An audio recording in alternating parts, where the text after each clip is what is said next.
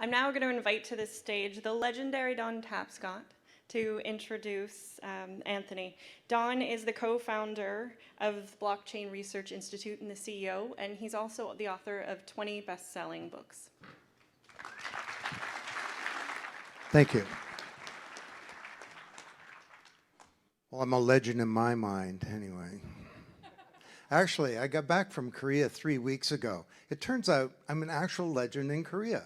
It's the craziest thing. They held a national holiday practically when I arrived. It was like a good story for the bar later if you want.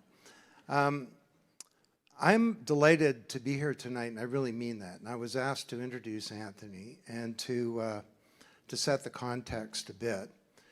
And when I just finished a couple of terms as a chancellor of a university, and I used to say to the young people graduating that it is my hope that you will go from these hallowed halls and go out and live a principled life of consequence. And when I think of Anthony, I think of someone who epitomizes that idea of living a life that matters. And all of you, in many ways, are trying to do that as well. This is an extraordinary collection of some of the leadership of an actual revolution that's happening around the world, and this is the leadership in Canada, which, as Leonard alluded to, has been and will be again a great center. Just to set the context, the digital age has brought us many wonderful things, but it's also left us with a bunch of problems. Our digital identities, the mirror images of ourselves that we create online, have been captured by a new species of centralized company called a digital conglomerate. And these digital conglomerates, the top 5, and if you add Elon Musk to that list, are close to 60% of the entire NASDAQ stock market. The problem with them is not that they're a monopoly. The problem is that they are owning the economy and its asset class, data. You create the data, they exploit it. The digital age was supposed to bring us together, but we've seen a bifurcation of people. We've seen a fragmentation of social discourse where, rather than being closer, we're very divided as societies. We're all in our little self-reinforcing echo chambers, getting information that we want to get. The purpose of information is not so much to inform us, it's probably to give us comfort. Digital age was supposed to bring prosperity. For the first time in modern history, the economy is growing, the middle class is shrinking. We have wealth creation and declining prosperity. Digital age is going to help us reinvent democracy, right? Well, 2 nights from tonight, we're going to see, probably, the beginning of the end of American democracy. There's a fragmentation of public discourse that's led to a crisis of legitimacy of our democratic institutions, where unscrupulous politicians can create lies and put them out there. That election was fake, right? It's the most scrutinized election in American history, probably the most scrutinized election ever, but they can say it's fake and people will believe it.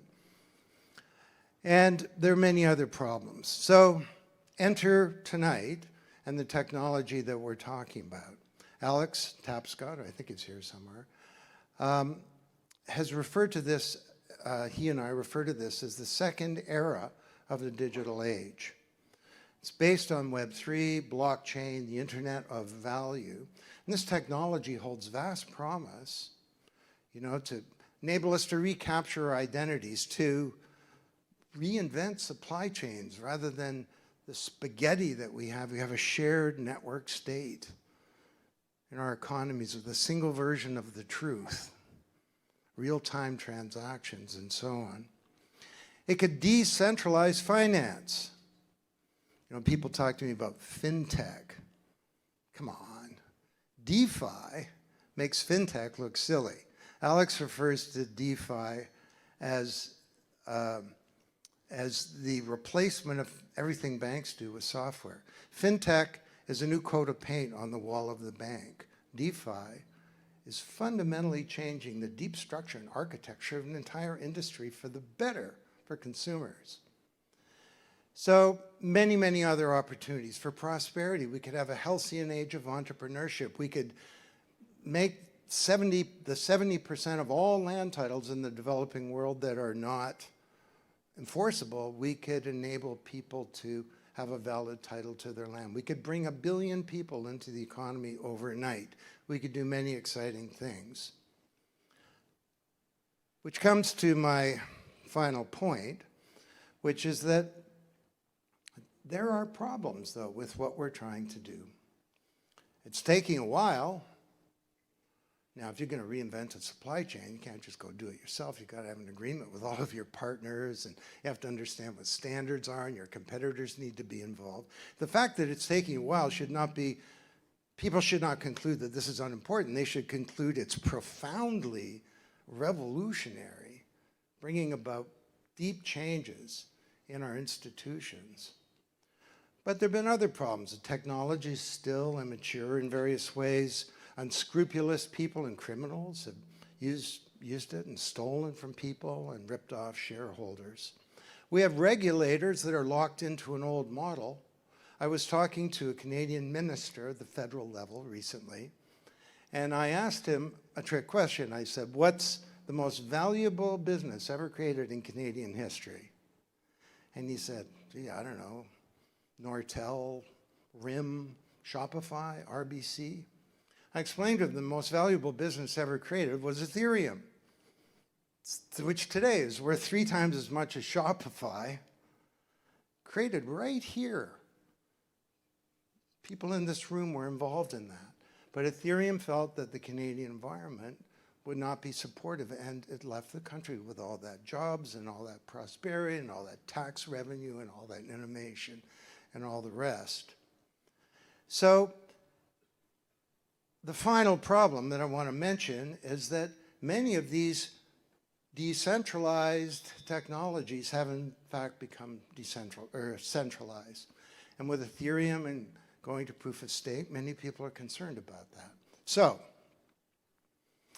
how will we ensure that this smaller, smarter world that our children inherit is actually a better one? Well, Anthony Diorio's got some ideas. You all know who he is.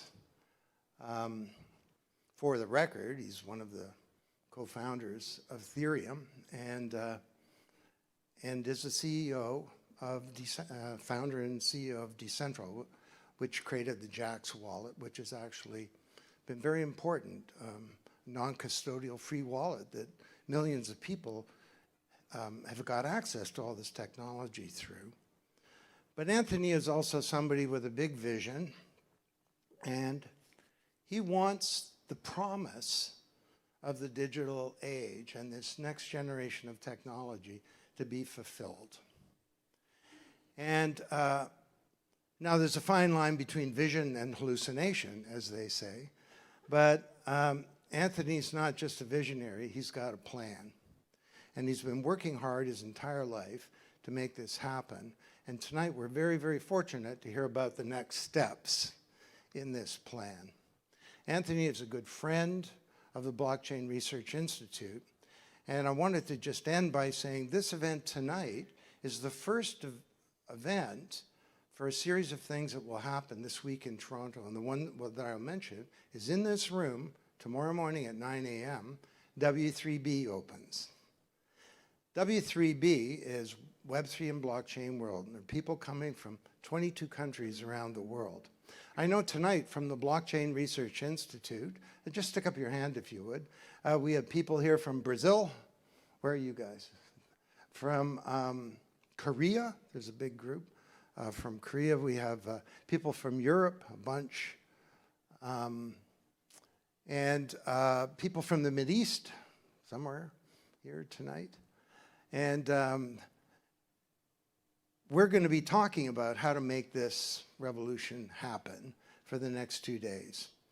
Now, it's expensive to get in, but through a partnership with Anthony, all of you have a discount code, and you save $1 million on the admin. Now, what you got to do is you got to send me an email at w3bworld, w3bworld.org, and I'll hook you up. We'll see you here tomorrow morning. So, without further ado, a good friend, certainly to me and to many of us in this room, and not just a great leader for this revolution in Canada, but globally. And it's actually an honor for me to welcome to the stage, wherever you are, Anthony Iorio.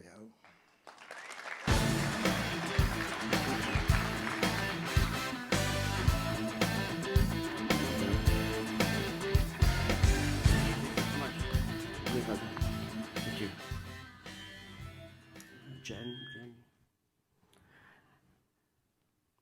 I'm going to give this to somebody else because I'm wearing one of these. Here, thank you. So I want to first start off by thanking the team at Decentral. We're a very small operation these days. There's a number of people that have worked with us in the past that are in this room. It's been a company that's had hundreds of employees over the years and hundreds of people participating over the last 10 years to bring forward what it is that we're going to be showing you tonight. But we're a super small team right now, and what Jen had mentioned earlier about crowdsourcing things and doing things, my goal now and what I'm doing is to keep this nice small team, but work with communities and work with people globally to fill in things that we need. So it's actually a really small team right now. We've got Riley, we got Mark, we got Adil, Jen, of course, who's just been working nonstop for the last couple of weeks to put everything in here together. We got volunteers that have traveled from out west. We've got so many people that have assisted to put this all together, but it's been a really small, tight group to help do this. We've got Khaled, and we've got Addison here, who's been with us for years. There's just a number of people, and I want to thank everybody that's participated with us over the last 10 years and helped to bring what we're going to be presenting to fruition. So thank you very much for everybody that's been part of Decentral and that's helped put this together. Thank you for Leo, thank you for Dawn for presenting today, and thank you so much for everybody that came down today. There's some crazy sicknesses going around, and I'm just happy that people came down here because half our team is sick, and one of the reasons we're not going to be doing any after parties today and try to keep our distance is just because it's not COVID, but there's something going around, and a lot of us have had it and have it right now. So.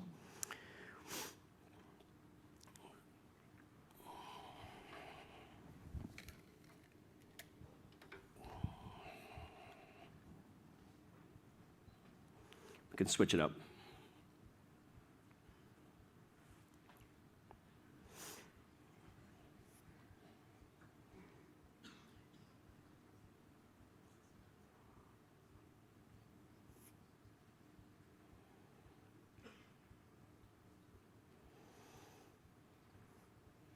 All right, so it's going to be a little bit different kind of presentation. It's actually a video game that I'm going to be using here, taking through the slide deck.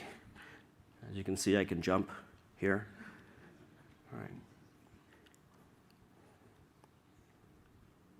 So I'm going to start by, and the whole thing will be coming across as kind of the past, present, and future. So all of the elements that I'm going to be talking about in the past are things that have contributed over the last 25, 30 years in my life, from the computer to modems, all the different elements that are going to be instrumental and were part of what it is we're putting together today. So I want to kind of take a journey starting from the 80s, which is when I first got into computers, and kind of take it through the 90s, the 2000s, 2010s, and then think about where we are now and where we're going to be heading.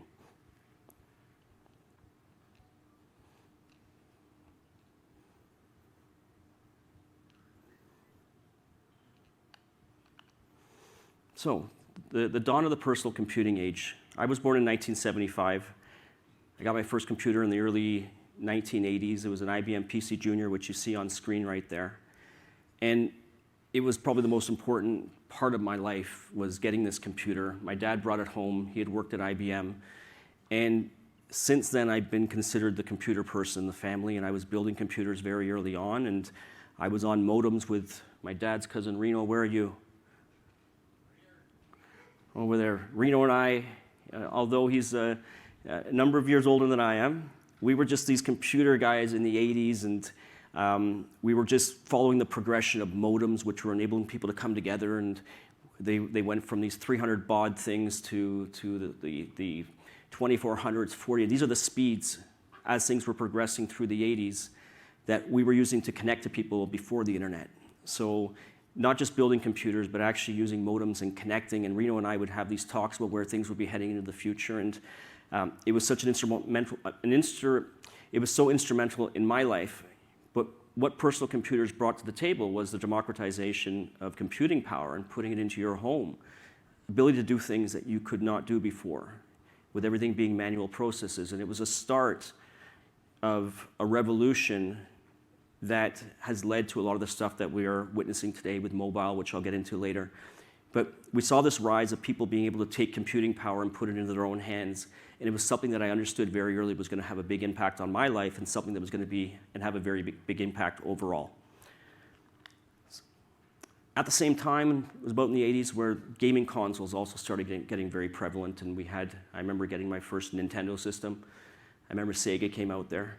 And what you're going to see later on is how the gaming side of things and gamification and challenges and solving things is how we're going to be wrapping that up together and being part of the product that we're going to be announcing after I go through this back journey here. So gaming has always been something that's big in my life. How do you make and incentivize people to do things? So this is kind of the two things that we're hitting on through the 80s of things that started to arise that have impacted me and that will be impacting, and you'll see how it ties into the project.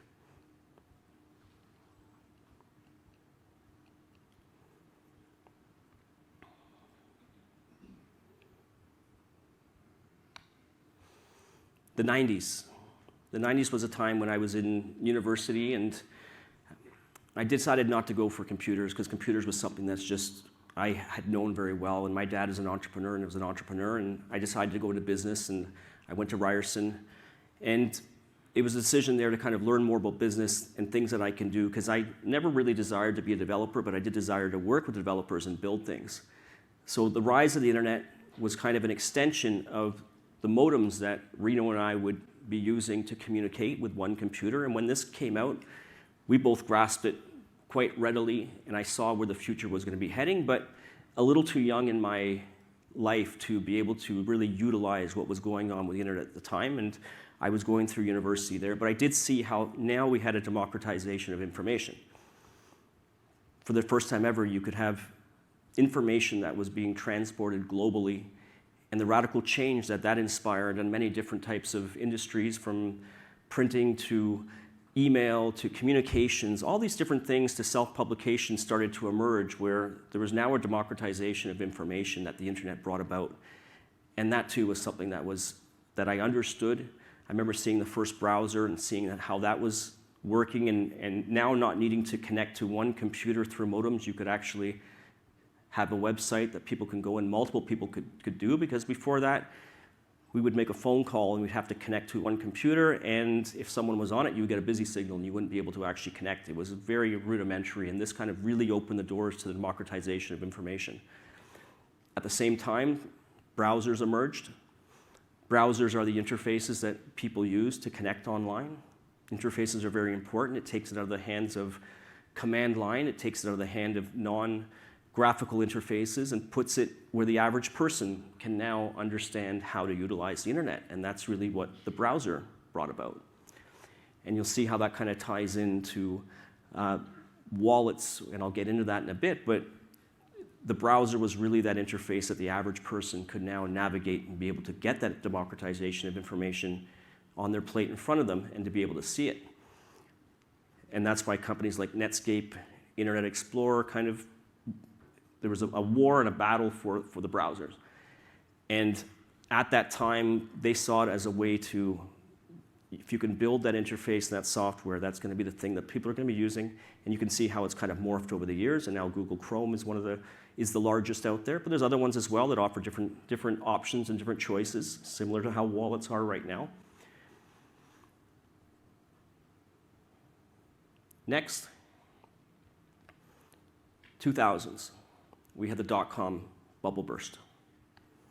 What had happened there is you had all of these companies that emerged that weren't providing much value, and anything with the name internet was raising a lot of money. A lot of capital was going to these companies, and when things don't provide value, eventually they blow up, and that's what we saw in the 2000s. There was a massive reset. It didn't mean that the internet wasn't going to be something great. It didn't mean that there weren't going to be great companies.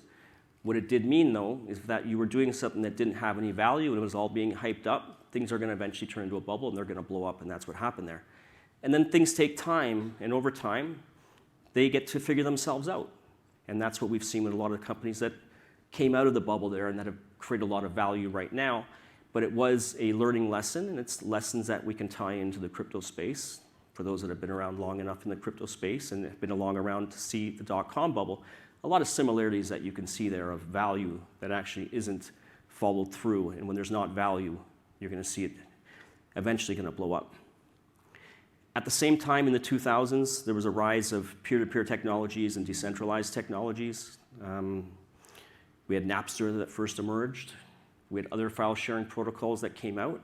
And over time, centralized systems, like something like Napster was, eventually get replaced by things like BitTorrent and peer-to-peer systems where there aren't centralized systems that can be taken down, which is what happened in Napster.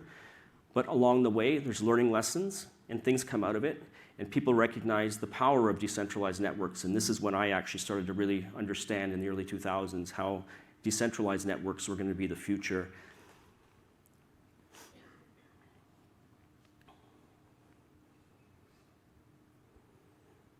Also then, in the 2000s, you started to have the rise of, and kind of relating to the bubble, you had the rise of Web 2. And I'm not a big fan of the terms like this, but sometimes it's easier to term things in a way that people can understand. And I see Web 2 as models that mostly centralized Web 2 models, things that rose up a lot even to do with things in the dot-com bubble, but a lot of centralization occurring around a few different companies, and models that are not actually there, that are serving a lot of people, and a lot of kind of destructive models, a lot of extraction models, a lot of models where the users are becoming the product.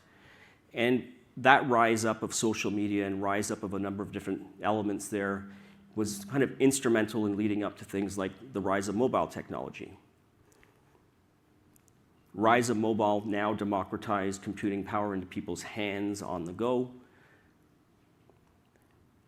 You've got app stores that emerged at that time, different apps coming out, giving people the power to do things that they couldn't do before and providing value in different services in that sense.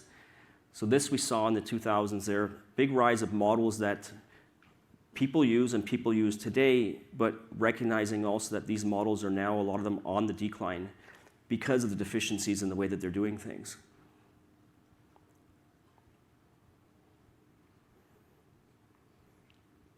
2010s. Now, there's a lot more going in the 2010s, but relevance to myself and relevance to the people here and relevance to the project that we'll be bringing forward, you had the rise of Bitcoin. And when I heard about Bitcoin in 2012, it radically changed my life. And for months, I was delving into it and understanding it because it put together so many different aspects of decentralized technology, about freedom, which is something that's always been really important to me, empowerment, the ability to be my own bank. And it's something that I grasped right away because of my experience in the past history of computers and communication and modems, and even at the time economics, which I'd been studying after the crisis in the US in 2008 and the housing collapse and the banking crisis. It's like, okay, here's the problems, but what solutions are there that can empower people and give people the ability to do things like be their own bank? So when I heard about Bitcoin, it was the summer of 2012, and I just dove in headfirst, not understanding how I hadn't heard of it before. And then I started to look for others to start talking. As Leo had mentioned, it's about community, and you want to get together with people that are excited about these technologies, and you want to start conversing with them. And at the time, there was nothing out there. I had previously been to a site called meetup.com where people get together and they have events around certain topics, and I had been there. I was like, well, there's no Bitcoin meetup here in Toronto. Maybe there's other people interested in this technology. And I said, well, let's start it up. I'd learned that in order to do something that you're interested and excited about, it's good to be that center of gravity and to get people around it. And because it hadn't existed, I was now at a better time to utilize this than I was when I first got into the internet, right? I had decades already, a couple decades in business. been an entrepreneur for a while, had my computing background, all these things that made it a perfect situation for me to say, I think I can take this and bring people together. And at the first meetup that I hosted, which was 10 years ago to the day of Thursday, this last Thursday, November 3rd, 2012, about 8 people got together at a place called Popper's Pub at Bloor in Bathurst, and we hosted the first Bitcoin meetup. At that event, we've got at least one person that I know that's in this room. Ernest, where are you? There you are. Oh, he's got his camera going there. Ernest was there with me, as was a very young gentleman named Vitalik Buterin, who showed up for the first meetup as well. And we had a couple other people relevant in the space, like Peter Todd and Dino Mark. But that meetup kind of became the genesis of events here in Toronto. That meetup led to a relationship with me and Vitalik that grew over the next year. I had started to build wallets at that time, not soon after, and Vitalik was helping me with what I was doing with my company. And at the end of 2013, in November, he showed me this white paper for a project that he had developed based on his travels around the world and working on different blockchain projects and seeing what was going on. And he had dropped out of University of Waterloo and was traveling the world, and he recognized the problem.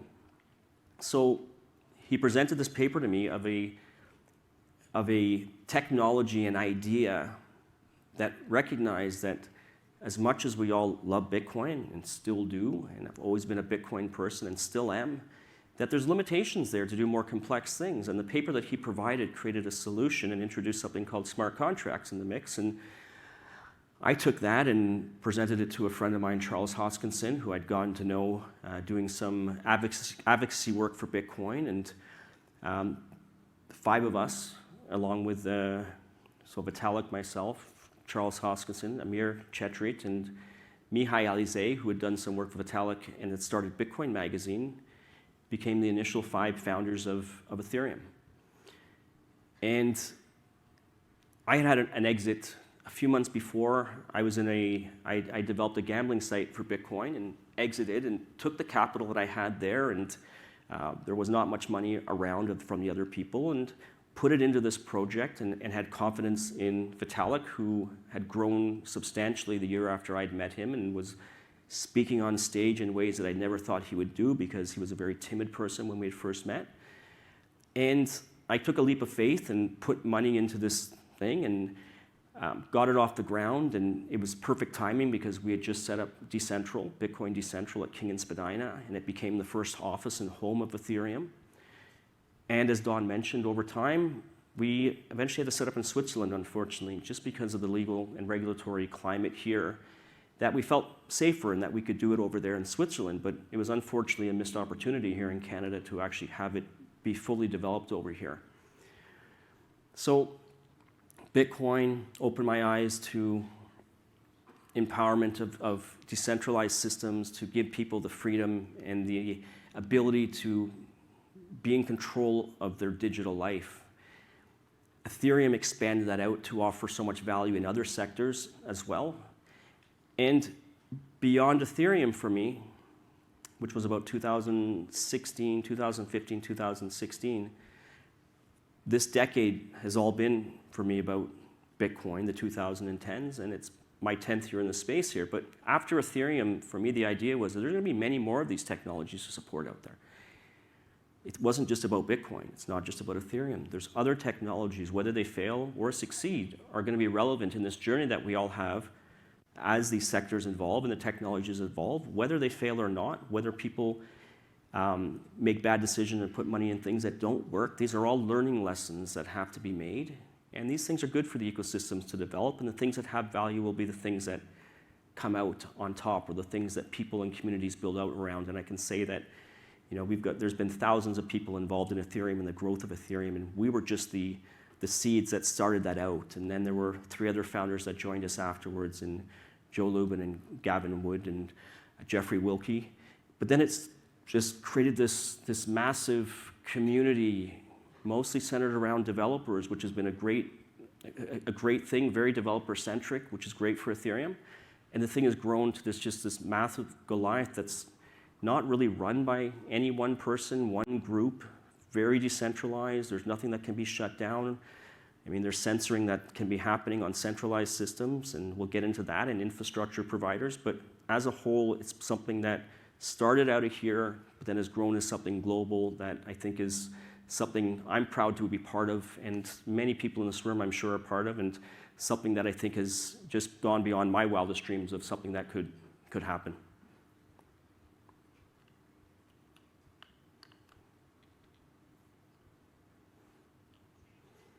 So now we're getting to the present times.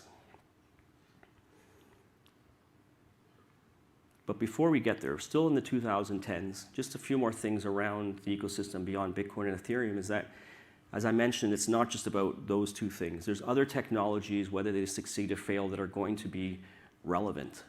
Okay, so I want to come across that I'm a very inclusive person in the mind of everything has value, whether it be good or bad value, right? Or everything has value with learning lessons that could come out of things that don't actually succeed. And there's a number of other projects out there, whether or not I believe that they're going to be something that goes beyond a small community or something that actually is going to be world-changing. There are communities around these technologies that do think there's something in there. And it's always been my play after Ethereum to support a wide range of projects and not just be centered on one or two technologies. So everything that we built, whether it be wallets or infrastructure, is really all about a number of different technologies and supporting a number of different communities and ecosystems. Also, the 2010s, and a lot of what we did with Ethereum was crowdsourcing.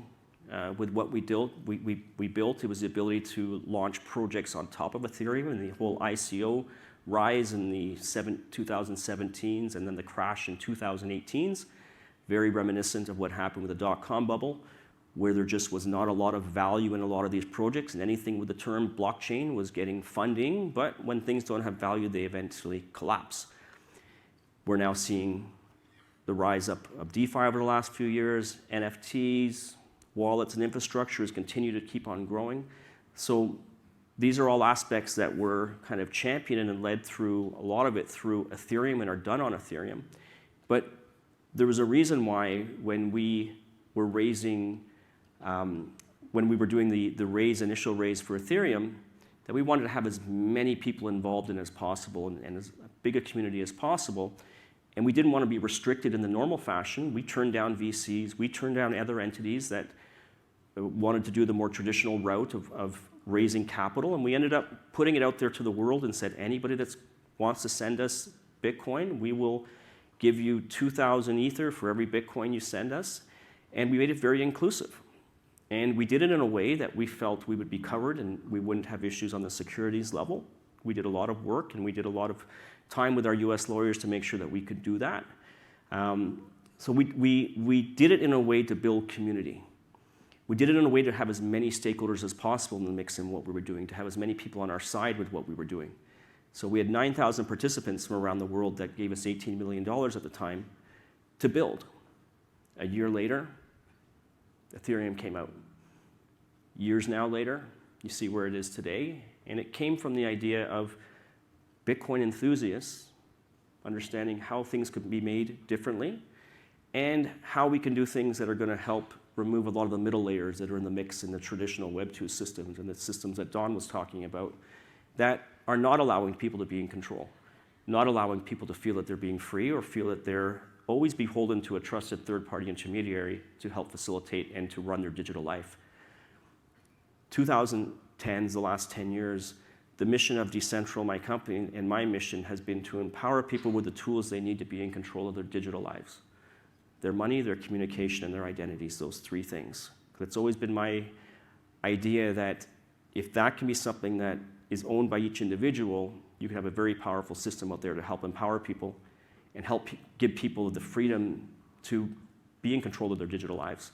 So a lot of these technologies is what this is leading towards, and it's what I've helped and what I've been building over the last 10 years is to empower people with the tools that they need. So now we get to the 2020s. Where's Nav? I'm sorry, Mr. Metaverse. Nav and I have friendly debates as to what the metaverse is and what the metaverse is going to do. And I'm not sold yet. But maybe he's me 10 years ago when I'm trying to talk to someone about Bitcoin, and who knows, right? To me, the idea of putting on glasses and keeping it on and getting people more into a digital world is mostly to do with trying to sell something, or keeping old models to try to sell attention and get people's attention, where I more believe that it's good to get people away from screens and get people out there and having real experiences with interacting with people. But there's a way to bring those two things together. So the metaverse is definitely something that who knows how long it'll be. And when I hate saying the metaverse, because there is no the metaverse, there are metaverses, and there's no one thing, and who knows what there will be in the future. But the metaverse, I don't think, is the proper term. And then you've got things that are rising up these days. AI, a lot of what you're going to see with our project is doing things that are going to be AI-driven.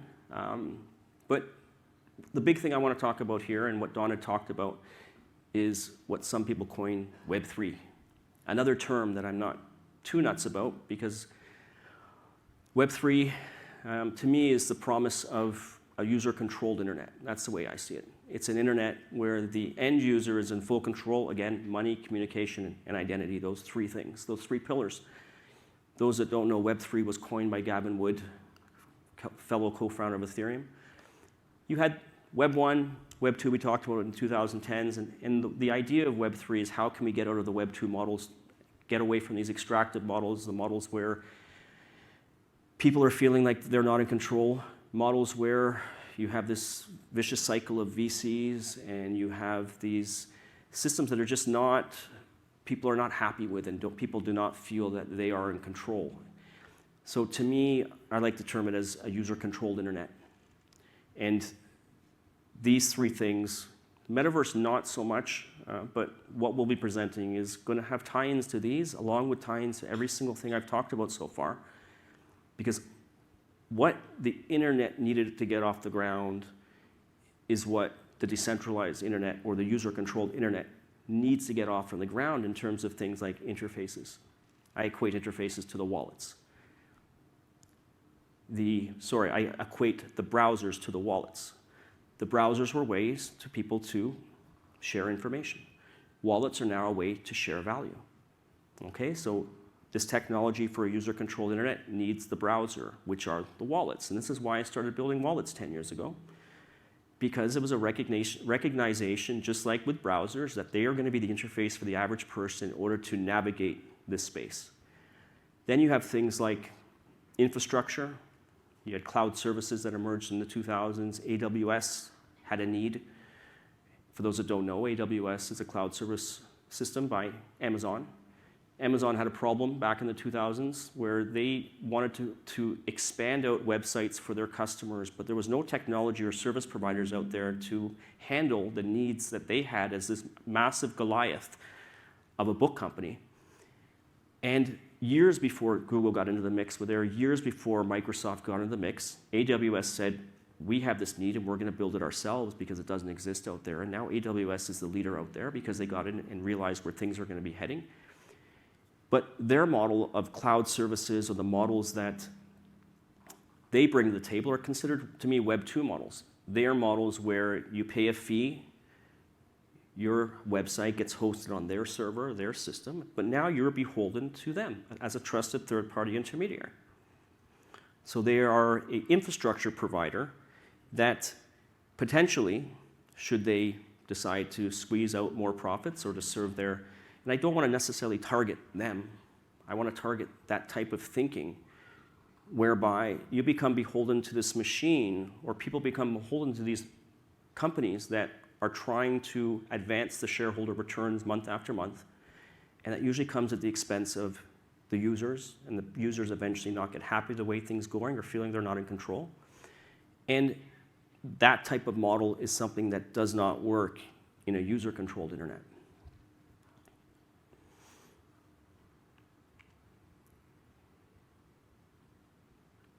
So, every project starts out with, or should start out with, identifying a problem that you want to solve, and hopefully something that is big enough out there that if you can put the pieces together, there's going to be a great impact in what you're doing. And I think that's what happened when we did things with Ethereum. Now, what I'm seeing a problem with, and I'm seeing a problem with technologies like Ethereum, is that a large swath of the infrastructure that is being built and is being used right now to support Ethereum is being run by centralized systems. The infrastructure that is running projects out there for Ethereum, it's something like 90% or a very large percentage are being run on systems like AWS. They're being run, and I don't want to be really, again, knocking AWS, but because they are the largest provider out there. Over 50% of Ethereum infrastructure is being run on AWS right now. And that's a problem. The promise of Ethereum is a decentralized internet. It's empowering individuals and people to not be beholden to third-party trusted intermediaries.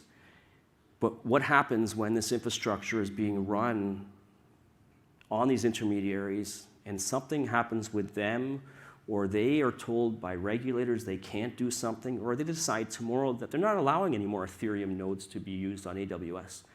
And that is a massive problem for Ethereum. Nodes, for those that don't know, are kind of the lifeblood of decentralized technologies. The more nodes there are, the more robust the systems are. The more nodes there are, the more the more reliable the systems are.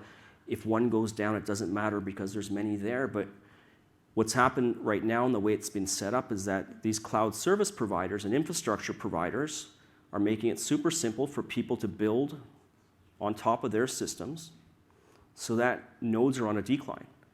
People are not running their own nodes anymore.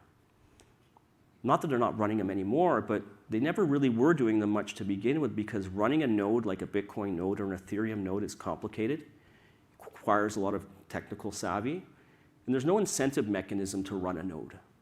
So instead, companies are relying on these third-party providers, cloud service providers, that are making it super simple for them to build.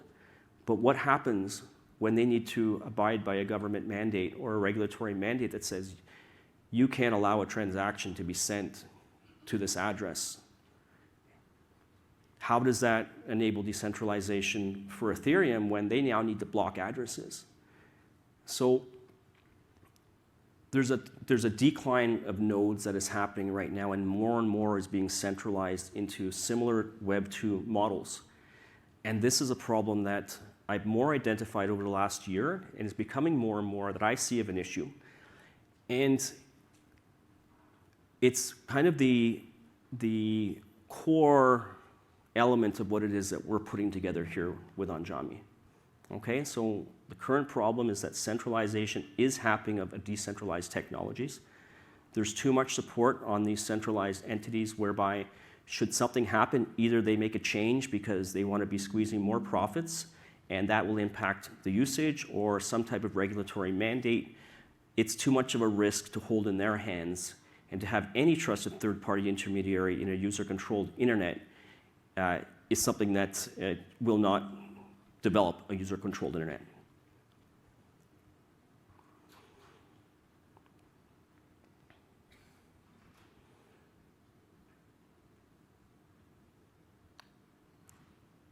So as I mentioned, the last 10 years about building the tools to empower people to be in control of their digital lives. That's been the mission of my company, Decentral. Money, communication, and identity. We started out building wallets whereby the keys are not held by us, the keys are held by each individual user. We don't want that responsible. We don't want to hold your money. We don't want to be a custodian. What's needed to continue moving forward is not just the tools of interfaces, but it's the infrastructure as well. And that's what I'm going to be presenting today is our path towards decentralizing node infrastructure and empowering individuals with the tools that they need to run their own nodes, very simply, and how we can incentivize people to run nodes. Because unlike mining, and for those that don't know, mining is with different technologies, mining is a way for people to contribute resources into a system and be rewarded for doing so. That's the basis of mining. But with node creation, there is no incentive. There's never been really incentives to run a node. As again, they're costly, they can be time consuming, technological savvy required in order to do that. So what we're going to be presenting is a system that we hope will lead to an expansion of nodes for various technologies. And we support Bitcoin, we support Ethereum, we support Cardano, we support Cosmos, we're supporting Polkadot. So our focus is not just on Ethereum, which is a lot of where this infrastructure is right now. We're actually supporting a number of different chains out there.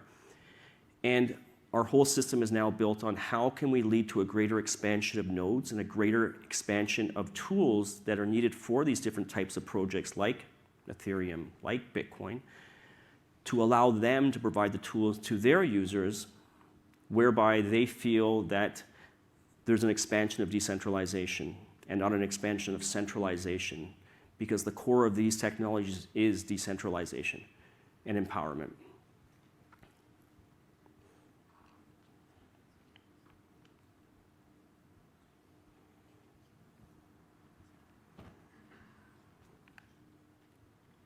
So what you see here are the two core elements of our project. One is what we're calling the Cube. It's a working title. I'm not sure that's what it's going to come out with, but it's a blockchain computer, and what you see out in front of you are blockchain computers. This is an Ethereum blockchain computer. It contains a full node, index data of every single transaction that has ever been on Ethereum in this box here. That'll be plug and play for anybody that wants to have it. It's like a gaming console. Gaming consoles were developed in order for gaming. Computers are not the best for gaming. That's why they created these consoles that are specific and these computers that are specific for gaming. In the same sense, our idea is that you need to have a specialized system that is developed and made to run blockchains and to run nodes. So this idea here and what we've had and we've been developing is that this is what an individual would need to be in control of their digital lives, that they can run themselves, run their own nodes, send their own transactions, and not just do that, but also share their resources with others in an incentivized way. So the second core element of what we're presenting today is a node sharing protocol. For those that don't know what BitTorrent is a file sharing protocol that enables people that have files to share them with others that want the files. There's no incentive mechanism to do so, but people do it anyway. Our idea here is that these boxes are not just made to serve yourself, but because they have indexed blockchain data and databases there, you now have something that's powerful enough to share your resources with other people. So typically you're going to a cloud service provider, an AWS, and they're hosting for you and providing things like, for our Jax wallet, all of our users are being served with our servers. Our servers are on AWS. It's centralized. You need to rely on us to send your transactions. Well, we're saying, what if now we could put our servers into your hands and you can run these boxes, and then a system whereby you will also be rewarded for sharing your blockchain data that you have in these boxes and connections to these blockchains, so that you can also be incentivized to run these nodes now. So it's an incentivized mechanism for node running.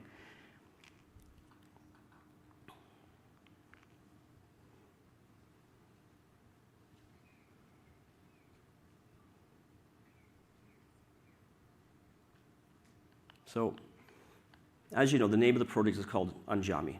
To me, Andiami means let's all go together. Andiamo is an Italian word that means let's go, hurry. I made up by adding an I onto it, and the idea of let's all go together, the idea that we can't win unless we all succeed together. So that's the name of the project. The quest for liberty is the game that we are building here to go along with the project. Okay. Why a game? Well, Bitcoin's a game. Ethereum's a game. There's incentivization mechanisms in game theory that are there to incentivize people to work together in order to achieve the outcomes that they want. Whether they're incentivized through mining, whether incentivized to not be a bad actor, these things all come together to form a game. And we're taking it to another level by actually creating a physical and digital game that's going to be presented in the quest for liberty, that's going to It's going to be the system in which we disperse the mechanism that will be used on the node sharing protocol to incentivize people to share their resources. So with this node sharing protocol, there's going to be a marketplace for people that want to have connections to the blockchains, need blockchain data, and those that have the resources, these boxes, to share them out. So what we're doing is we're presenting here a game called The Quest for Liberty, which is a physical and digital game that involves products, what you see in front of here, and a term that we are, and what we've coined as non-fungible fidgetals. NFTs, I'm going to get my NFTs. NFCs are non-fungible tokens, digital tokens, okay? Years ago, the idea kind of came about, and it's picked up over the last couple of years, NFTs, but I've always thought there should be a greater expanse out to physical items as well that are attached to these things and not just digital tokens. So coined a term called non-fungible fidgetals, and what fidgetals are physical, digital, coming together to create unique user experiences and products. This is a fidgetal here. This is a fidgetal. This is a non-fungible fidgetal. What it means is that these are NFC chip to prove authenticity. They can't be duplicated. Embedded in the manufacturing process are authentication chips called 424 DNA chips. And by tapping these, you can prove authenticity of this device, if you tap the A on here, the box, these other items that I'm going to show you that we're bringing to the table. So what we are doing is we're introducing these things called non-fungible fidgetals, and everything that we put out, physical products, will be these chipped products that you can prove authenticity, because scam mitigation and also products that are out there that you don't know or could be knockoffs or something, that we want to also ensure that people aren't selling you things that could be knockoffs. And we've introduced something and tying it in that we're going to give a little demo of right now, and we can do the switch, guys, over to the demo.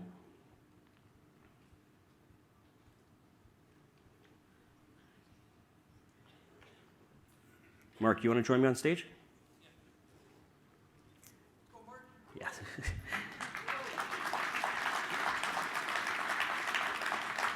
Everybody, this is Mark. He's been with me how long now? 5 years. 5 years. 5 years. Yeah. Mark is leading our development efforts on the technology side. The development side has been helping and developing all the infrastructure we've ever had for JAX, getting these things all set up. And Mark's going to show a demonstration of what we've got here. So each of these products has an embedded NFC chip in the manufacturing process that proves that these are authentic products, and he's going to show how that works. Yeah, so basically in the manufacturing process, what happens is that these chips, we program these chips and then we lock it. So what I mean, the feature of these chips is that once it's locked, no one else can program anything else on top of it. So we program this using a master key that we control on our servers, and we program some data into these chips. Now to validate it, we have to go back to our servers, and our servers will decrypt the data on the chips and authenticate it. I'll give you a quick demo. This is just a generic NFC tag reader. And every time you tap these chips, it gives a new code.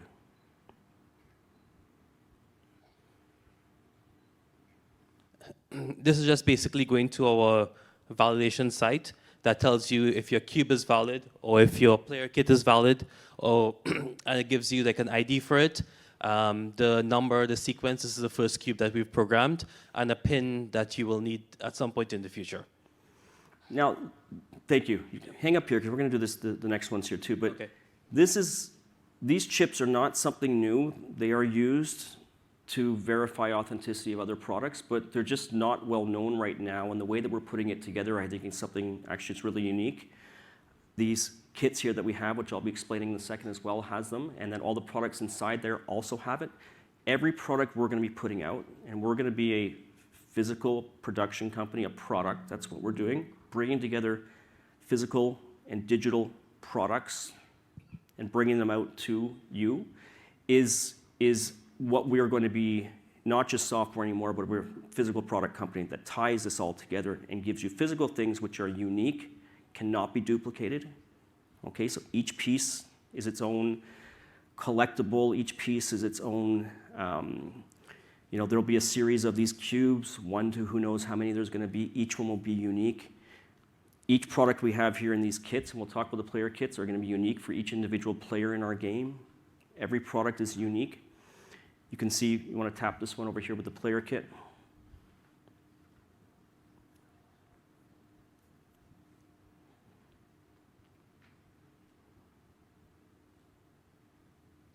As you can see, it's the same process.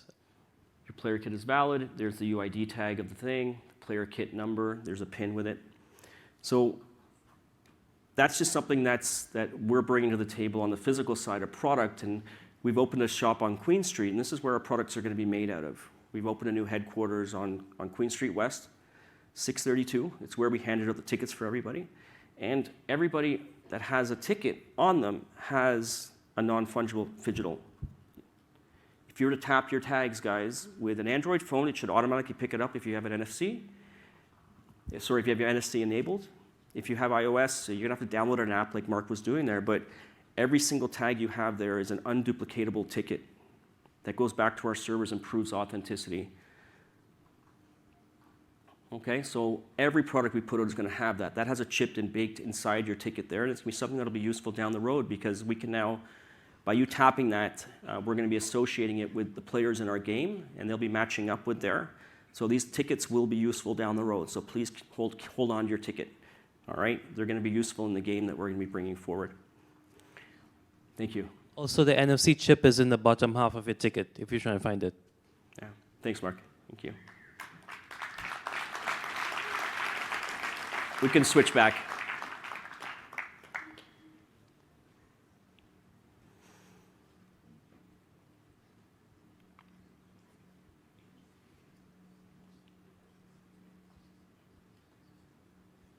Thank you.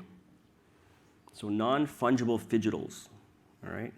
We may call ourselves Phygital Factory, but we're still toying with that because unfortunately Decentral has become very saturated over the years. It's a term that I coined back in 2014, but now you've got Decentral Games, Decentral Land, Decentral Law, Decentral Bank, and it's about time that there's a change there. So right now I'm toying with the idea of the Phygital Factory for the new name. When Decentral came about back in the day, people were like, that's not a word. You're making up something there. And my dad, I remember saying, like, what does that mean? It doesn't mean anything. Well, it's become a very common term now, Decentral, and it's being used everywhere. So maybe in the future, Phygital, which is not something I created. I did not coin the term Phygital, but non-fungible Phygitals is something that's been tied together to do that, because Phygitals, digital and physical coming together is a term that not many people know, but it is a term. So, but combining it is what we've done there. So, digital life tokens. As I said, empower people with the tools they need to be in control of their digital life, money, communication, and identity. So, digital life tokens. Digital life tokens are going to be what you will be unlocking in your personal puzzles in the game that we are creating. And those digital life tokens will be utilized on the node sharing protocol for those that need blockchain resources and those that have blockchain resources.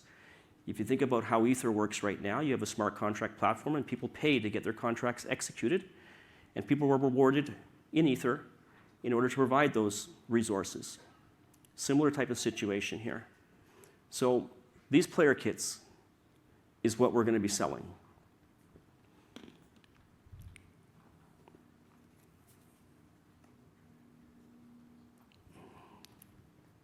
It's hard to kind of see it here, but I'll go around with it. These are player kits which are going to be unique for each player in our game. All right? These player kits come with a player card, a signing security card. They come with a USB key, which has a lot of goodies on it, including our video game that will be personalized to each individual player. I'm not sure if I showed it to you guys over there. And then taking this out, each kit also has a personalized puzzle book that is going to be unique for every single player as well. Tyler, where are you? Right there. Tyler put a lot of effort and work into this book right here. In fact, we bought a printing line that's going to be in our Queen Street location to be printing these books and printing hardcover books and the whole process to make these right here. This has 64 pages of 64 different puzzles that are each unique to each individual player, each individual puzzle. So we've created kind of a new type of system whereby the books are all unique for each person, just like each player kit is unique for each person. It's not going to help you to go through your puzzles and solve them to unlock your digital life tokens, because it's not going to help you to get information from someone else, because their walkthrough or their way of doing it is going to be completely different than yours. So this puzzle book and these items in here, including the video game that we'll be bringing out, all come together to create a physical digital experience that you're going to be figuring out how to unlock your digital life tokens by solving the puzzles that are in your player kit. And again, those puzzles that you solve will lead to you unlocking your digital life tokens. The digital life tokens will then be used on the node sharing protocol for those that have resources and those that want to share those resources with those that need resources of blockchain data and blockchain transactions sending to the networks. More and more in the future, and the way it is right now, if you want to send a transaction, you need to rely on someone else to send that transaction. Well, with these boxes, you'll be able to send your own transactions. And then you'll be able to share those resources with others as you do so as well. So these are the player kits, and this is going to be the first stage of what it is we're going to be doing, is we're going to be creating a limited number of these player kits, and we're going to be selling them. They will be done in a system through our whitelist, where we have 2,800 people already registered on our whitelist. We haven't even unveiled the project yet, but we're going to be probably closing the whitelist at the end of December, and then we're going to be doing a system that's going to ensure as much as possible, equilibrium of selling our product out to the masses. We're not going the VC direction. We're not raising capital in that way. In fact, I've never raised capital from a VC. Everything I've done has been self-funded, but this time we're going to be selling player packages and kits, and those kits will enable you to eventually get the tokens which will be used on the protocol. So for those that are on the whitelist and those that want to, well, I guess everybody in here is on the whitelist, because that's how you get your ticket. But the idea is you will have access to these player kits.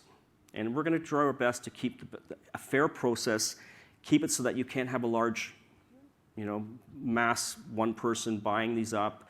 You have to be a player in our game in order to get these. In order to be a player in the game, you've got to get a player kit. And our idea is, how do we keep it fair so that it's not getting into the hands of a few people, which is what we did with Ethereum the same type of way with 9,000 people. It kind of put it out there where mostly a lot of the VC models are going to somehow become centralized in there. So only one person can be a player. Okay, so you're limited to one kit. And if you break the rules, we can revoke your membership. That's something that we're going to have the authority to do. But the idea here is a new type of game.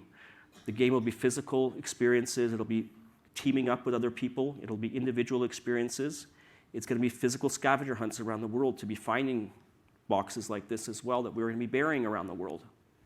All right, so it's about physical and digital coming together, not just a digital world, not just a physical world, but joining those two things together to create a phygital world.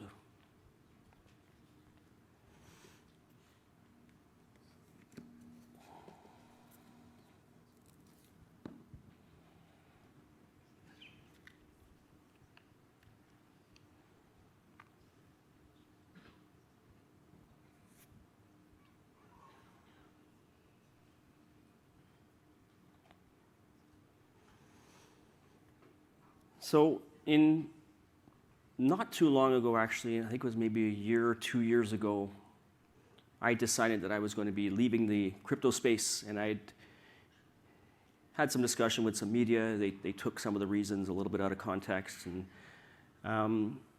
what I was trying to get across when I was doing that was that my life is not just about crypto. It's not just about blockchain. All right.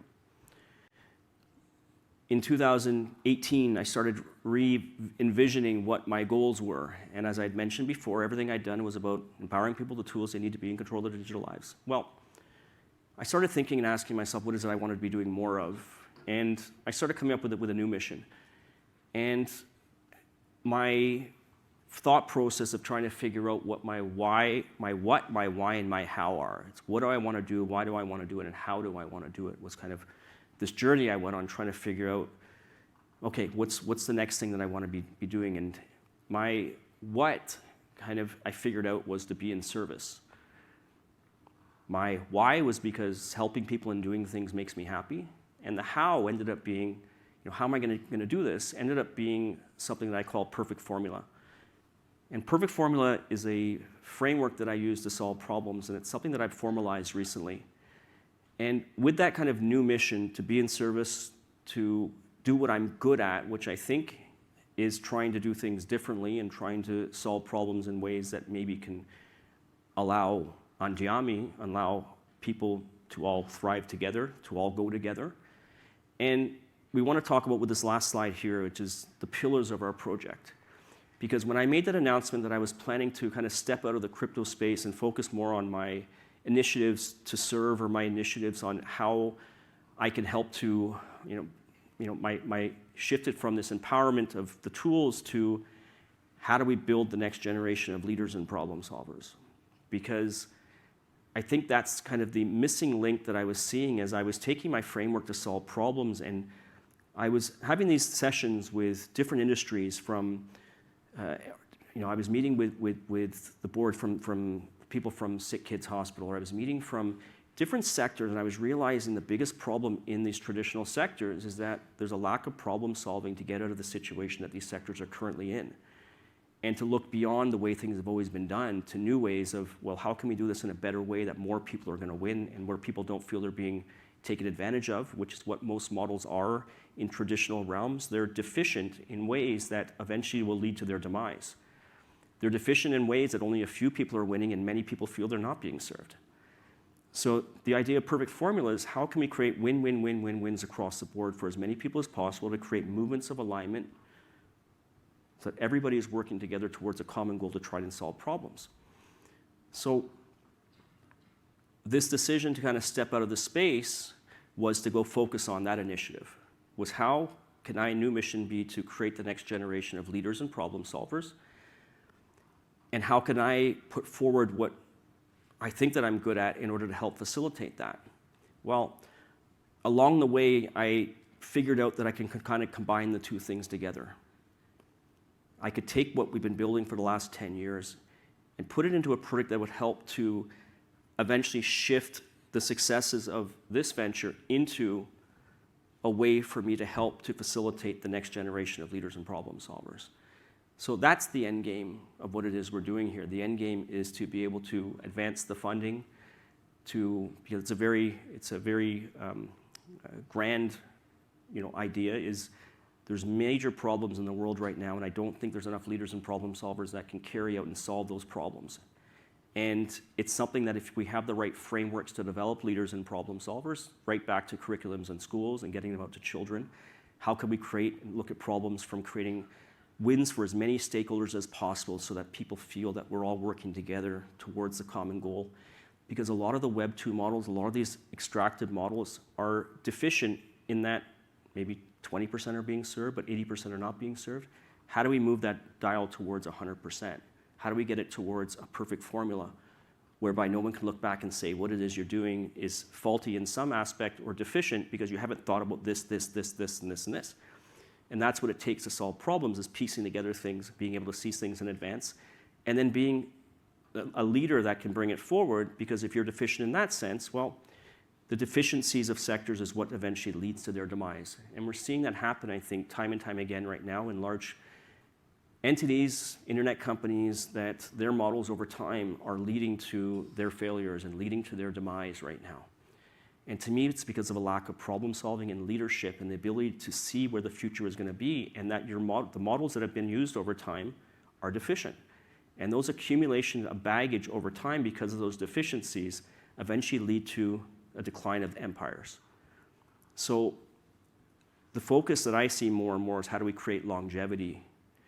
And I've been able to kind of do that in this space, and what I've been doing, I haven't gone down this race of VC funding and then becoming emboldened to investors.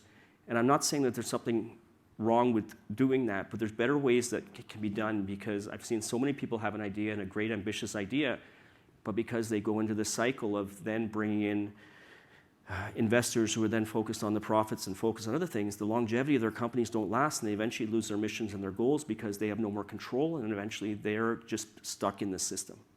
So our project is based on 5 pillars. It might expand out, but the idea of leadership, problem solving, using technology to bring it all together, education, community, something that's been important to me since day one in this space, and then scam mitigation is one of the things as well. Is how can we, in this industry that we're in, the rampant scams that are going on out there, how can we be leaders and how can we help solve this? We're going to do it through the authenticity of product.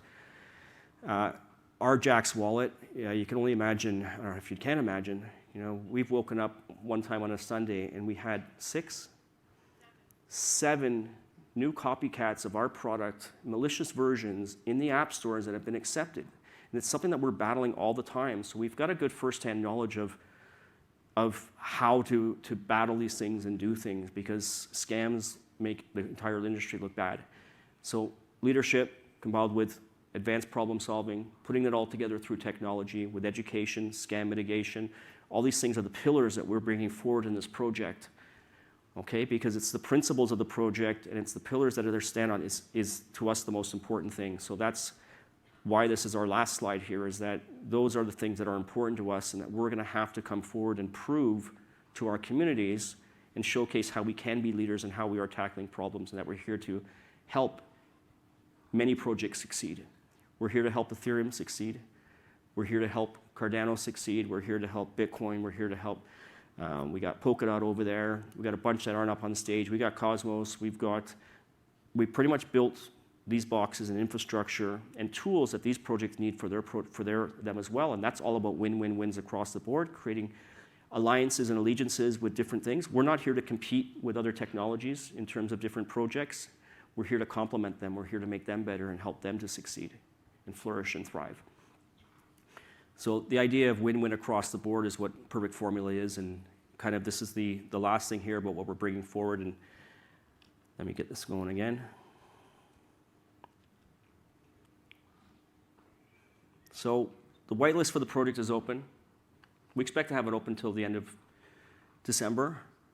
Those on the whitelist are going to have a fair and equitable way to be part of the first phase of the player kits. And that's up to us to figure out how we're going to do that. There's going to be randomness involved in it. Our goal is to set up a system where it can't be gamed in the fact that someone could throw a large amount of money into it and have a large percentage or abscond from somebody that has limited amount of money from participating. So there's going to be ways that people with very little money can participate. The cost of these boxes, we're kind of thinking right now we're going to be between $500 and $5,000, but we're not exactly sure right now. But keeping them in that range and making sure that only one person can have each thing, and there will be some type of system involved so people can't game the system. We don't collect people's identities. This is why you only needed your first name to come here. We did need your email address, but we don't want to hold on to people's information. We don't want to know your last names particularly. We've always been a company that thinks your information should be owned by you and not be used by others in order to facilitate their needs. We think that your identity, again, communication, money should be owned by you. So we're trying to figure out a system that's going to be very equitable for those that want to participate, whether you have a little bit of money or you want to spend a little bit more in advance to get a different player kit. But leave it up to us to kind of figure out the logistics of that. But we do want a situation that even people that potentially don't have money to buy these can have an opportunity to do it through different contests or different random things that we're going to be presenting forward with the game. So that's it. The whitelist is open. Everybody can participate in then. We're trying to get up to about 10,000 people before we shut down the first phase. We're going to do some draws for people that are here with your tickets you have right now. We're going to be doing some draws for the prototypes here that we're going to be giving out, some of the player kits for this. We're not going to do them now, but we're going to have a system whereby you can send us the information that's on your tag. We can connect it in with you, and then we're going to be doing some random draws based on those to give away some of the first initial ones here that we're doing. In terms of a timeline, this is one of the questions that people ask. Our first goal is selling these kits. The manufacture and sale of these. We don't want to be doing any type of pre-sale. These will all be developed and made first okay? And you'll be able to see them all first before you decide if you want to buy them or not, okay? So we're not taking your money to make the products. The idea for the funding is to ensure that the project can continue forward. I think that's a good way to fund it rather than putting it into the hands potentially of some venture capitalists. I think it's a better way to do it through the community.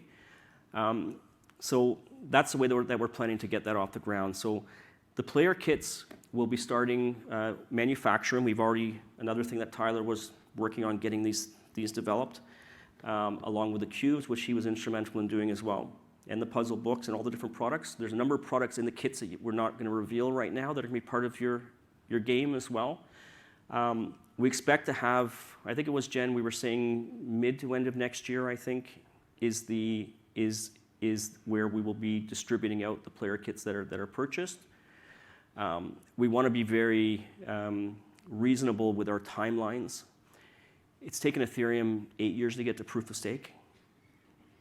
We didn't anticipate it would be anywhere near that long from the get-go, so know that things take time and there's things that you don't necessarily know, and we'd rather be a little bit more open to our deadlines, or we want to actually be very reasonable in what we're saying. We'd rather do that than to say we're going to get something out quick right away. But the cubes are the second stage.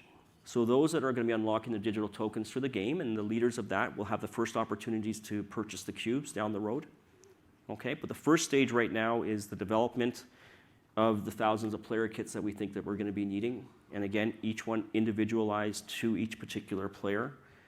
And having the game start, where people will be competing and racing to unlock their digital life tokens, which will eventually be used on the cubes down the road. Okay, so that's what I've got for you for the presentation. I'm happy to answer questions. We've got some time to do that. And I want to thank everybody again for coming down out here today. I think we had a great turnout. I want to thank the team again.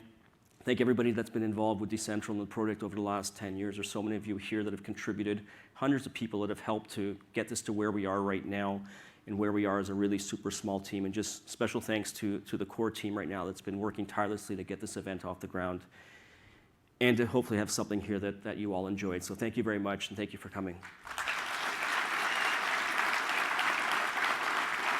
So we got a couple microphones. Cal and Monica should be walking around with microphones, and we're happy to take questions. If you want to just put your hand up, and hopefully get to you. You've got one as well, Jen? Okay. And what do we got? Yeah. Hello. Hello. My name is Artem. Great that you are working towards decentralization. I believe this is very important. So my question is that, as I understand, these cubes are actually the way to give people the opportunity to create their own nodes in the most simplified ways possible. Is that correct? Yes. But this is still a physical product that will be manufactured by you only, as I understand the company. Is it possible for me to buy some computer hardware myself? Yes. Grab myself open source software that you provide, just plug it in, run it, simple as possible. Will it be possible to do something like that? So the model that we're intending to follow is a model that a company called Arduino uses. Arduino is an Italian manufacturer of small computers that are used in quite a few, used for things like to kind of do-it-yourself projects. And Arduino has open sourced all their hardware and open sourced their software. But people pay a premium for Arduino products because they have the trust and because they have the quality of product. So that's the model that we're looking to follow. Is if you want an authentic Andiami product, this is what we're going to be presenting to you. But our goal and objective is to open source our software and open source the hardware as well, so that you can create one yourself. But it's not going to be the one that's going to be part of our system. But we still want to open it up for the world, just like Arduino does with their systems too. Got it. So if I want to, I can create it myself. That's what our objective is to do that. Now, you're going to need to have certain hardware. Like this Ethereum box here has 12 terabytes of indexed Ethereum data on there that needs certain processing power and needs certain memory requirements. Mm-hmm. We're going to have our own operating system that we're going to be bringing forward, just like gaming consoles have, using something like FreeBSD to provide the operating system, and the experience is going to be a gaming console-esque experience that we're going to be presenting forward as ours. So a lot of the logistics on how we're going to handle other people that come up with their own boxes and how that ties into the protocol, but that is the objective and goal. BitTorrent or any protocol like that is something that anybody can participate in. We'll provide a client, just like Arduino provides their software for their things, and people use that, but it doesn't mean that you're limited to using that, and that's how we'd like to proceed with things. Got it. Thank you very much. Thank you. Ian, Hi, Anthony. Congratulations. Great work, great presentation. the mic's right there, Ian. Oh, thanks. Oh, all right. Great presentation. Thank you. And I'm really impressed at where you've come with the concept since I first heard about it. The last time we met, I think it was in 2017. And my question is actually pretty straightforward. You know, with these digiphysicals? Fidgetals. Digitals. Okay. And NFPs. NFPs. Okay. Non-fungible fidgetals. Try saying So, that a few a times. non-fungible physical. Fidgetal. Digital. Thank you. What is the mechanism that's going to drive the value for those acquiring it? You know, we understand how the concept of an NFT works. As people play the game and perhaps they, you know, get to the end of the game and want to pass it on, what's the mechanism that's going to drive the value of this? The value of the products? Yes.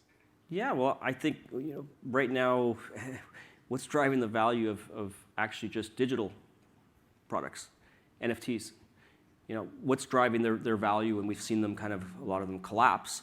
But here you have something that to me is always, first and foremost, we're designing things as art pieces. These have been designed to sit on your entertainment center or with next, you know, by your TV as an art piece first, okay? And we're creating what we think, hopefully something that's going to be a piece that has a matching art piece of technology inside as well that people are going to want to have, that can't be duplicated, that are unique art pieces, right? That are not just digital images. They're actually physical goods that we've created that people are going to have and people can run. And that's kind of what we're banking on, is that there will be a demand for something like this that is a really substantial product. These things are very well constructed, very well made, super heavy, okay?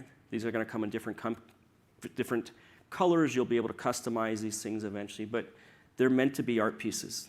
So the pieces themselves, the books, the way that they're made, the way that they're uniquely made for each individual user.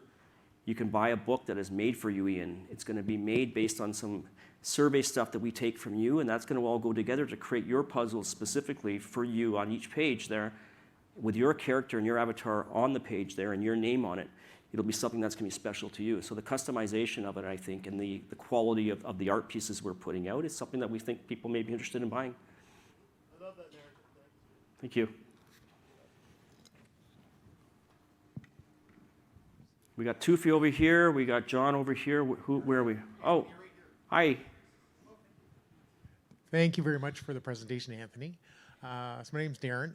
The question is, do you need some sort of brains to work this, or is it very simple? Is it available to anybody globally, and what's the next steps? Sure. So there's different things. We got the player kits and we have the cubes.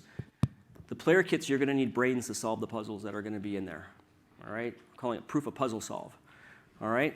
You'll be proving that you solve these puzzles to unlock the tokens that you're going to be getting, and there'll be different skill levels as you advance that are going to make it harder and harder to do it. So yeah, you'll need brains to solve the puzzles that will eventually unlock the coins for you. The devices, the cubes, are meant to run like a gaming console, where you plug it in and it's an experience like you would be having with a PS3 or an Xbox. Okay, so it's meant to be a plug-and-play system. Over the years, one of the challenges of running nodes, and Chris can attest to this, Chris who worked with us, and we, for years, were pulling our hair out of how you keep these nodes running day to day, and you didn't have to start reset them every day because nodes are tough to run. And the system we've been able to create just runs. We built a system from scratch that requires zero maintenance to run the nodes. It just works. We've done everything in Golang. The only thing that we need to do with our nodes is to do an update every time there's a new daemon from a project that comes out. We need to update them. But aside from that, we have nobody maintaining these things. They're just running. Mark, how well are they running? Very high uptime. There's just like high, yeah, and that's so this is something that has made it challenging for others to do, that we've been able to piece together through 10 years of learning, failing, restarting, to come up with a system that can be plug and play, which is generally unheard of when you run nodes and the difficulties in doing that. So yes, these are being meant to be run like a gaming console, where they are plug and play. They come preloaded with every transaction for whatever chain you want, so it's already there.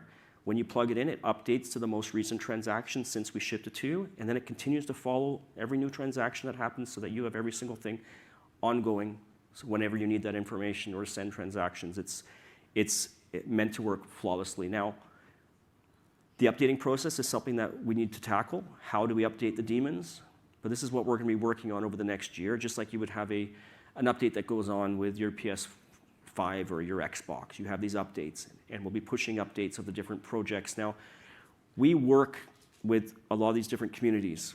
We're working with Cardano right now. John's over there. We've worked with the Cosmos team to make sure that we're getting their infrastructure there. We've worked with the Polkadot team.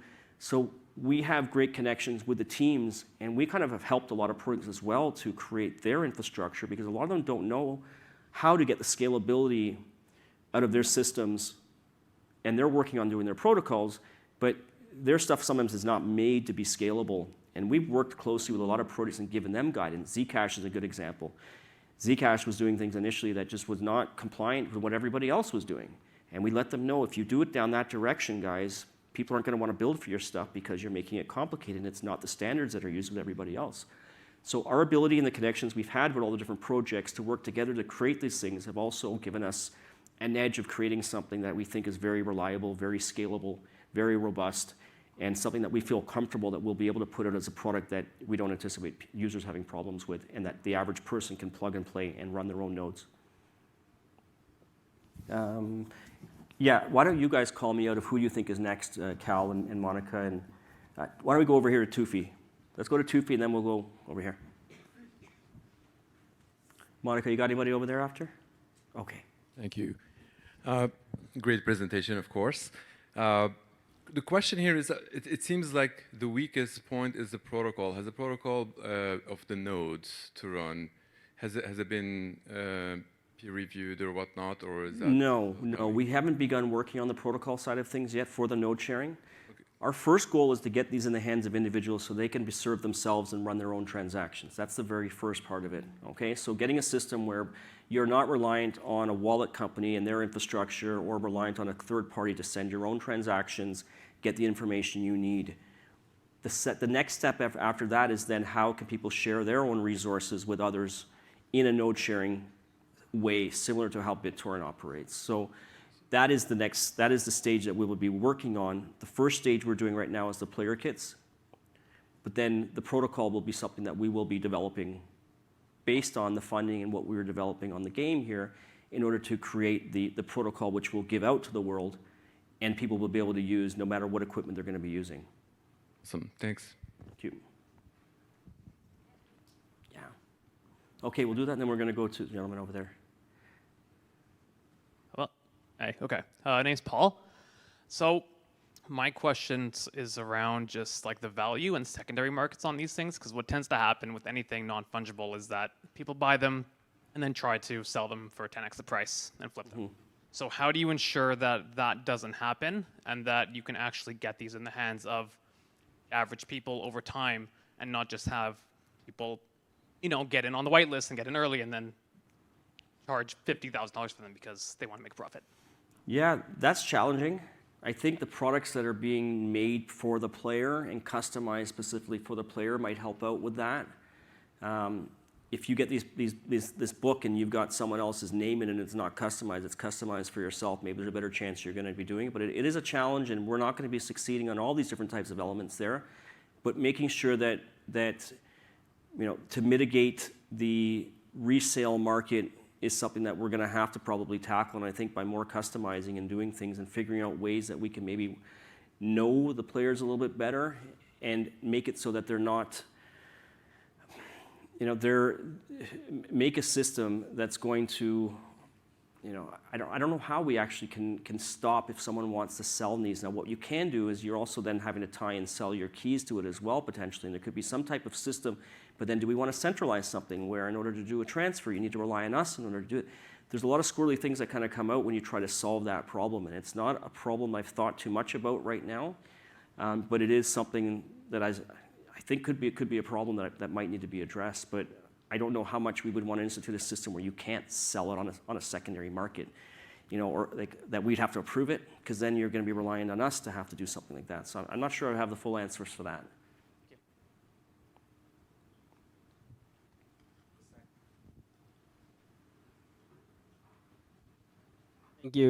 Thank you for the presentation. So I have a couple of questions. My name is Osher. I'm Why don't the you keep founder it to of- one right now, and we'll see if others, and we can come back if there's time. Sounds good.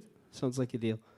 So first of all, to my best of understanding, this machine, basically, this device has a computational power, and it's a bridge between a physical world to a digital world. So as I perceive it, this machine is basically the cornerstone of a metaverse. Well, the cornerstone of the metaverse, I mean, what it is a personal server for an individual to allow them to be independent and not to have to rely on any third parties to engage with and interact with decentralized technologies. That's kind of what it is, I think, first and foremost, is a way to remove that trust that you would need on any other party to send a transaction or get the data that you need, or be beholden to restrictions that might come into play of these third parties that you may not want to do, and it puts it in your hands in order to decide how you want to be doing it. So as a cornerstone for a metaverse, it could be the infrastructure that potentially is used for people to build on top of once the network gets very robust and large to maybe compete with a lot of the centralized entities that are out there. So you can imagine businesses maybe want to have their own boxes, and we've got the plans to make larger boxes that are more powerful as well.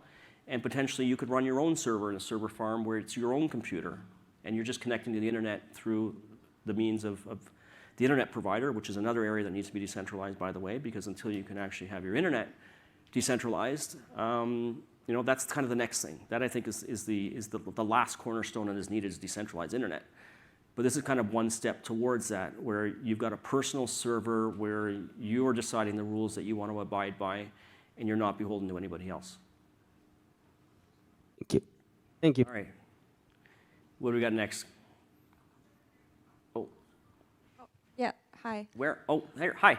I'm curious, are these boxes, will they expire? Like, how do you upgrade the hardware?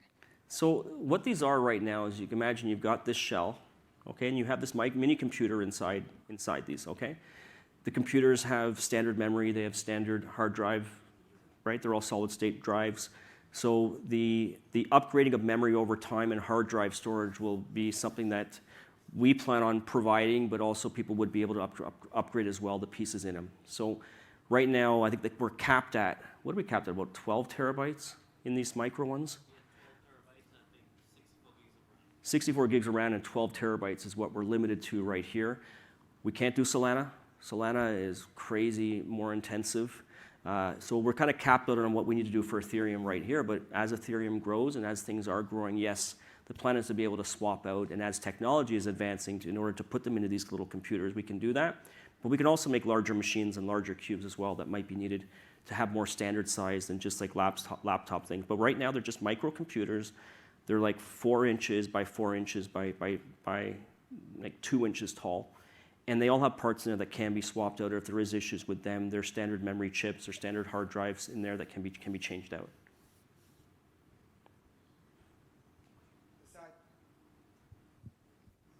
Hey, Anthony, thank you. That was a great presentation, right from your starting journey of, being one of the co-founders of Ethereum. My question is in terms of, as Ethereum moves on to proof of stake, how does this project kind of align to that sharing of resources? Because as a proof of stake, you actually need the currency to be staked. So, what resources would this use? So we've got these set up that these actually can be validators as well. I think we've done all the specs, and we think that we can actually, all these boxes can actually be Ethereum validators, which is something that would be, I think is also sorely needed out there as a way to ensure that the large conglomerates right now that are running transactions and their validators right now are there's so much power in their hands right now of large exchanges and others, and even something like Lido that was started out in order to ensure that exchanges don't get very large control of the networks are now themselves quite, I think, substantial in the way in all Ethereum transactions. So These can be full validators. As we move to proof, as the move goes to proof of stake, you still need to have all the data, all the back information. You still need to have all the transactions to be a full node, and that's something that these boxes are going to have in them. Who do you here? Yellow. Okay. Anthony, thank you very much, and thanks for having us. I'm part of the awesome group from Western and Ivy. That Oh, you amazing! invited. Thanks for coming, guys. I think we got a. You guys came with a whole bus, didn't you? Yeah, we did. And Amazing. it was an amazing presentation, so I wanted to Thank you say for thanks coming. for having us. Yeah. One big question I had is when we were speaking about the protocol and the whole reason when we're getting to this incentive to provide information on the nodes and using the boxes, what is the incentive through this system to share information and to share data and to share resources? Well, hopefully that's where the marketplace of the token economics is going to come into play, right? If you run one of these boxes and you have enough resources there because your system can allow you to support others because everything is indexed blockchain data, and the most intensive stuff that we do for JAX right now is pushed aside into the indexed databases where you need that information. It's there. It's not hitting the nodes. So these boxes and with the indexed data we have, we can actually support a number of users, or you'd be able to support a number of users with your own system. So the hope here is that the token economics are going to come into play where those that will need blockchain data in the future, or you need to send a transaction, you can go onto the protocol and you can be kind of bidding out there or being able to tap into someone that does have the resources and you're paying them to actually do it and to run one of them.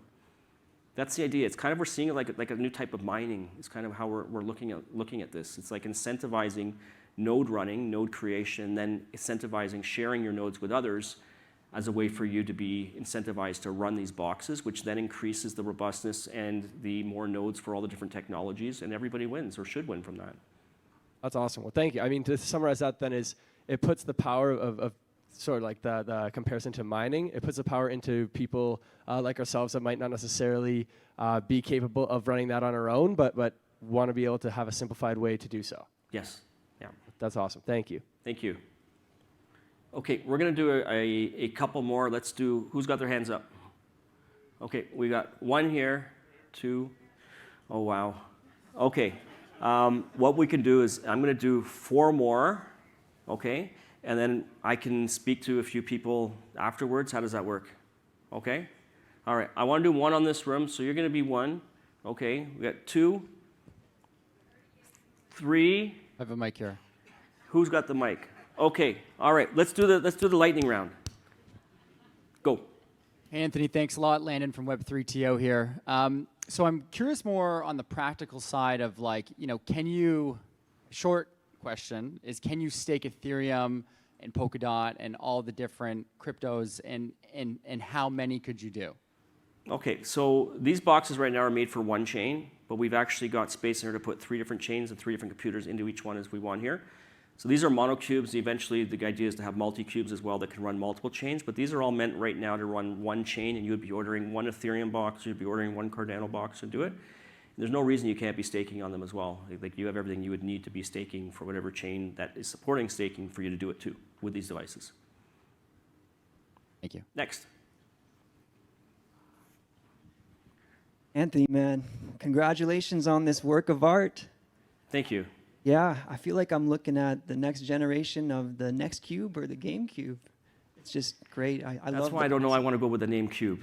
So, but it's a working thing that we got right now. Yes, congratulations to you and your whole team. And I know you put a lot of years, and it sounds like you're been working really hard, and the health has been an issue. My good friend here and I, we have a wearable piece of tech. My name is Keenan Gregor, by the way. And this is Muna Abdi, my partner. We have a wearable piece of tech that delivers a magnetic pulse that can help your staff stay healthy through neuropathy. I'd love to talk to you about it afterwards. If you want to grab me afterwards, we can talk about it. Of course. And All I right. just, again, want to congratulate you. Thank you on so such much. A great Thank you. accomplishment for the crypto space. Thank you.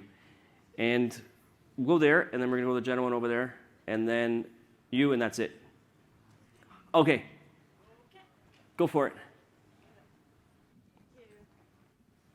Thank you very much for the presentation. It was really great. I actually have more a question about the game. Like, is the plan like to have your book, the personalized book, together with box online and make a game like that, or like how is it going? You're going to be getting a video game included in your kit. Okay. Okay, the video game is going to be a unique video game with unique levels for each individual person. A deal right here has already developed it, what we're doing with it. So basically, you're going to have a game that you cannot do a walkthrough and give to somebody else because it's personalized to you. So it's, what's the terminology we're using for the levels? Procedurally generated in what it is we're doing here. And each puzzle of each level is going to be different for each individual user, which also ties into your book. So your book and the clues and stuff you're unlocking there, unlock with the game and unlock with the other elements in the puzzle that we have as well. So can you actually finish the game, or like is it like unlimited kind of? No, you'll be able to finish the game and you'll be able to unlock all the tokens that are associated with your player kit. Okay. Which are going to be mostly randomly decided amounts of tokens that are going to be in each player kit. So okay.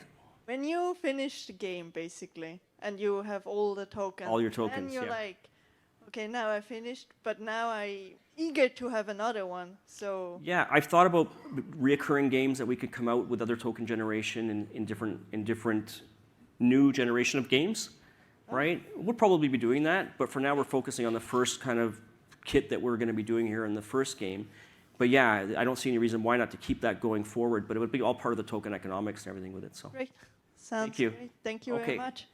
And we got there, and then that's it, over there. Okay, go for it. Oh, I'm sorry, and I had, no, that's true. I did say to you back there too. Let's go. Hi, Anthony, Ryan Wallace here. So these computers are fidgetals. Are you planning on supporting other phygital items such as digital and physical art, and maybe with an NFT, or how would that work? Yeah, our process, as long as you can embed it into the manufacturing process, right? Something that is actually secured in there that can't be taken out. That's kind of how these things work really well. Some things are limited because of the size of the product potentially, but these will be good for any type of process. If those are familiar with something like VeChain, these can be used, and our system can be used to embed in any type of a product that you want to prove authenticity of the product. So it can be embedded into artwork and other things, but not really on the radar for us to be thinking about beyond that. But any product we do put out will have these in it. Great, thanks. And let's go over here, and then we'll end it off over there. Thanks for answering my question. Is the player kit coming out first, or did the box come out first? Oh no, the player kit's coming out first. Okay. Yes, the selling of the player kits is what the whitelist is going to, people are going to be shooting towards, is getting a player kit. Player kit, game, unlock the tokens, and then through that, we'll be deciding based on how the leaderboards and how people are doing in the game is going to be given the access eventually to the first issuance of the cubes. And we got one more over here. Well, thank you for your presentation. You mentioned briefly that this platform is essentially a firmware-based architecture that runs the... I don't think I used the word firmware, but... Okay. It implements FreeBSD. Possibly. We're looking at different operating systems to actually run it, but I think FreeBSD is where we've settled on right now. Is that... Yeah. Okay. And then implementing all the blockchain, the various blockchain node. Which we've already got and we have already done, and that's kind of where we are with having that infrastructure already developed and already ready, and using it right now with JAX and using it with our products right now. Okay, understand. Then the intention is to make that essentially open source, open it up to the world. That's the intention, yes. Open source wherever we can is our goal. That's definitely the goal. We don't want to be, in the past with our wallets, we didn't want to open source our wallets because you end up people putting malicious copies of ours that are out there and attack vectors there. So we never open sourced our wallets, but our idea here is to go the open source route as much as we can. Okay, so right now I can download source code for the Linux kernel, compile it, run it on my own computer, optimize it for the Ethereum blockchain node, and then run it. And that sounds similar to what we've discussed before. So what's different about this cube and what I've just described? So you could do it, but who else could do that?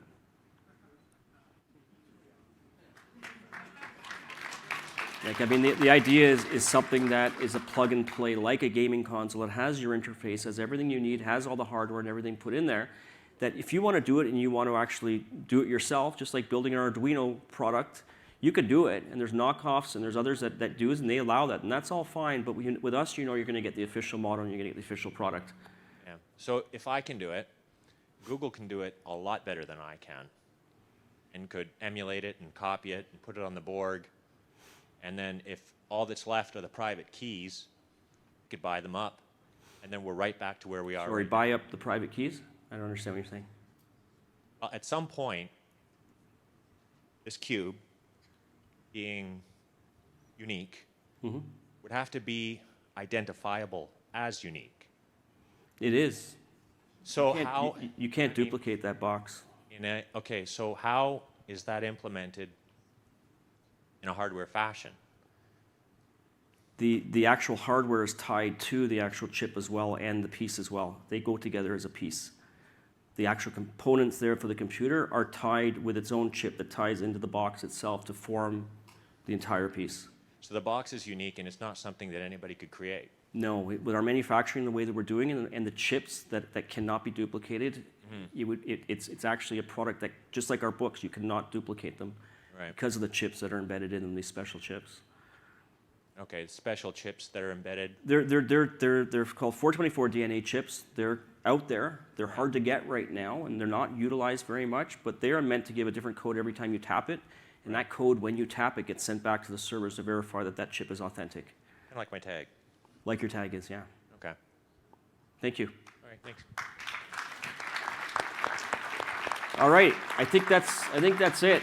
I'll be hanging around for a bit. Thanks everybody again for coming. I know it's been a little longer than we expected, but thanks so much.